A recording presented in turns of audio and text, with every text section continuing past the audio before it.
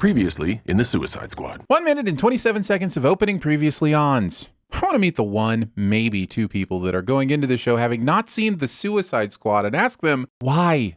What brought you here? I cherish peace with all my heart. I don't care how many men, women, and children I need to kill to get it. Watching the Suicide Squad scenes out of context like this makes it seem like the Suicide Squad was better than it actually was. And you for feeding me lies, Peacemaker. You're shot and a building falls on you, and all you have to replace is a clavicle? Show appears to be under the mistaken illusion that Peacemaker's ridiculous survival can be redeemed by directly acknowledging said ridiculousness. It cannot. Casting someone you can't see as your lead. You're a superhero. I feel like this cheeky reveal is supposed to crack me up, but it just feels too asinine, or banal at best. Banal? Was I supposed to say banal? Hey guys, did the British guy write this script or something? Dude, I'm f***ing famous. Not that famous. Aquaman, he's famous. Man who just criticized John Cena for being too bulky to be a superhero uses Jason Momoa as his next superhero reference. He starts f***ing fish. That's taking it a step too far. For the Aquaman or the fish? Because I'm leaning more the latter and scared that Peacemaker is leaning toward the former. I made a vow to have peace, no matter how many people I have to kill to get it. Sure, I laughed when I heard this line in the trailer for the Suicide Squad. I even let out a slight snicker when I heard it in the theater. But oh man, it's hardly I can do this all day levels of reusable. A Peacemaker musical though. I'm thinking I can just go. Why not? Oh, I don't know, maybe the bomb inside your head? I think Peacemaker's the one that really needs to watch the previously ons here.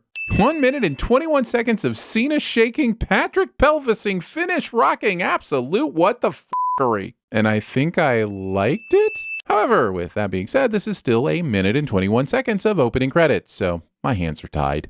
Outside of the opening credits, episode contains no Lachlan Monroe.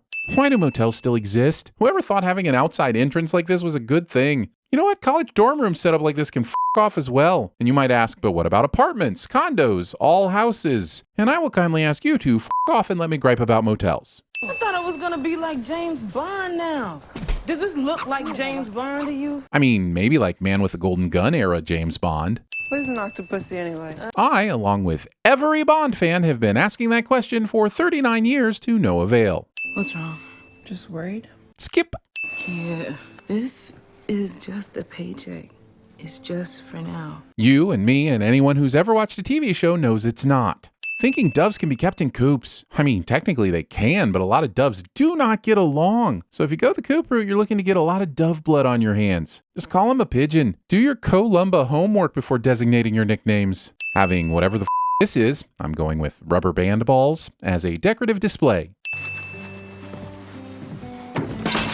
Or you could use your already protected fist. What the f*** is he doing? I have low blood sugar, okay, so I'm dizzy. Jonathan's excuse every time he wants to swipe some of my Yoo-Hoo stash somehow makes its way into this episode. Hey, dude, you're eating 4-year-old olives out of my f***ing fridge. Relying on your hearing to tell if something is disgusting instead of your sense of taste. Glad to be here. Ready to kick some ass, sir. Leota's ass-kissing goes on for all the sometime. Point is, just because some other dumb motherfuckers out there with shears clipping roses doesn't mean you aren't, eh? Peacemaker would be an actual hero at TVSins. You let somebody shoot you? It's not like I invited him to come shoot me, Dad. Pathetic. Main character of a TV show has a shitty father cliche. You know, I asked you to cancel my phone service so it's still on. I've been paying for service for years because you forgot. Since said cell phone still had power, I'd be more worried about the massive electric bill that you've racked up for the last 4 years. Oh my God. He's hugging me. I can't tell if the eagle hugging is the silliest or coolest thing I've ever seen. I'm gonna send it just to be safe. The only desk with sun. Take the one in the middle. Is the leak that much of a burden? Can she not just move the desk? What agency did you get transferred from? F***ing you how? Name of the agency that produces my sex tape? And this other member of the team, Ratcatcher, she controls rats. This pilot is actually 25% callbacks from the Suicide Squad. And considering it was written by James Gunn too, it really feels like all sorts of Peacemaker-bation. By locking him in a crate for 24 hours with nothing but starving rats. This overreacts on for all of the why are we even laughing sometime. This one has full body force field, and this has sonic blast capabilities. Wait, these helmets actually do things? And what the f*** does the one that he gave to the taxi driver do? And if that's one of the few that do nothing, why did he bother taking it to Corto Maltese instead of one of these bad boys? Hey, Sweet Cheeks, can you take my order real quick? Peacemaker survives this. Zoodles are zucchini noodles. Not making them sound any better, Christopher. You don't have to be happy with this detail, but you do have to treat your fellow soldiers with respect. We've just listened to these people mock his clothing and choice of pet name, but he's the one that has to learn to play nice. I hate all of these people. Think that's my friend Chase's younger brother? He has mental issues. Might as well throw mental issue jokes onto the pile that already consists of racism, homophobia, and sexism. This show is like a game of inappropriate bingo, and it's one spot away from winning. And yes, all of these awful attitudes are the point of the show, and you can definitely mine comedy gold with edgy subject matter, but you actually have to be funny. And when you're not, like most of this episode, it's just straight up cringe. Sebastian's the first target. U.S. Senator? Don't look at it here. Then why did you f***ing bring it here in the first place? What do you intend to use this HQ for if it isn't to brief the team on their highly illegal assignments? Twerk it and twerk it. Get my little tush out. I will add 1 million sins if we don't see this guy again. Suffering through the scene alone is bad enough, but the sin hammer shall provide an additional righteous pummeling if it's all for naught. Hey, you're invited if you... I don't want to come to your abortion, man. Somebody not only chose to write this exchange, but also decided to pay 2 people to act it out so that millions of other people could watch it. Bitch. This asshole survives this. Yeah, his friend gets the pre-children kicked out of him, but this guy gets away consequence-free. You know, I was thinking at least this show wasn't trying to force some bullshit potential romance between Peacemaker and Harcourt, but here we are. Well, that's escalated quickly. Night, baby girl. Night, Mom. Oh, this is my jam. Passing up night songs for Wake Me When It's Over. I'm no expert, but I believe that's a different type of amplification device.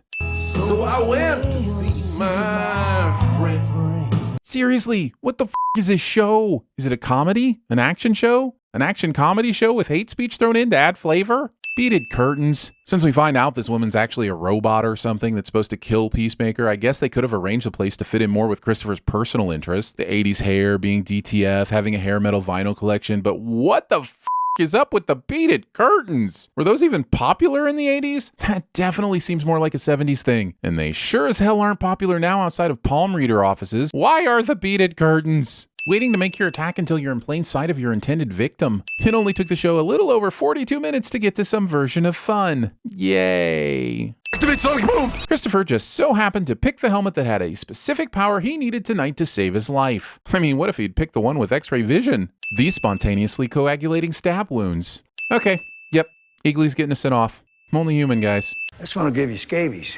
Confusing editing room floor with crediting end bore.